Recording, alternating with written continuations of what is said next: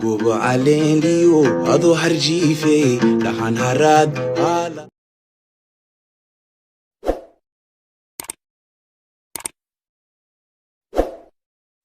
Salaamullahi calaykum waraxmatullahi wabarakaatu. Kusoo dhawaada Al-Asmar College.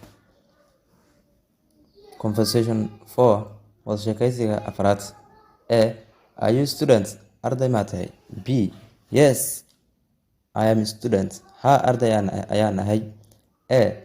What do you learn? Maxaad barataa? B. I learn English. English ayaan bartaa. A. Why do you learn English? Maxaad u barataa Ingiriiska? B. Because it is international language. Maxaa yeelay waa luqad caalami ah. A. Who advised you? Yaa kugu waaniyay to learn inaad barato English Ingiriiska? B.